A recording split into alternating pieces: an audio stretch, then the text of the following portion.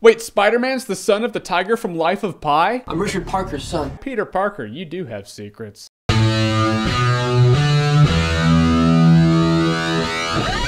Life of Pi. So Life of Pi is directed by Ang Lee, and it's the story of a kid named Pi. Actually, his name is Pissing. He shortened it to Pi for obvious reasons. And the story unfolds in a way where he's older now and he's telling his life story to a guy. He's telling the story of when his family was moving from India to Canada, and then this big ship sinks, and there were a lot of animals on the ship because they owned a zoo. Pi ends up in a lifeboat, so now it's just Pi and a tiger named Richard Parker. And now this is our story. Our story is the time in which this kid Pi was stuck in this lifeboat with this tiger. That could be really awesome, or it could be boring as hell. Luckily, it's not that second one. Life of Pi is really interesting, and I heard that Life of Pi is just an unfilmable book. You can't translate the book to a movie, but how often have we heard that? We're coming up on 2013 now. There's really nothing we can't do on the big screen. Now granted, how it's executed will either make it feel like a big CGI shitfest, or you use the special effects and technology to help tell the story, in which case it actually enhances it, or at least makes it filmable. That's Life of Pi. Visually, Life of Pi is really impressive. It's one of those movies where it's like, oh yeah, it's 3D, but well played. The 3D was actually really cool, and the visuals were just out of this world. Like the scene when that ship is sinking and it shows Pi under the water and he's looking at this humongous tanker just sink. It was almost haunting. It's like something nightmares are made from. It was done really well. It was just like one of those visual things where I was like, yeah, I wanted to see that in a movie. I wanted to see a tanker sink, but see it underwater. Life of Pi gave me that. Now the meat of this story is the relationship between Pi and Richard Parker, this tiger. Giving the tiger a name makes him more of a character than he should have been. You could have just had, oh, Tiger and Pi. But unless they really pulled a big trick out of a hat, it probably would have felt like a tiger and our character. Naming him Richard Parker gives it a boost to make him an actual character. Then establishing and carrying on a relationship between Richard Parker and Pi, just, yeah, the tiger's a character. He never talks. It's not corny or anything like that. It's not like he has a voice. He's an animal, which makes it more impressive. Now, when I say relationship, I don't mean, oh yeah, they're friends. They're not really friends. They're more or less nemesises.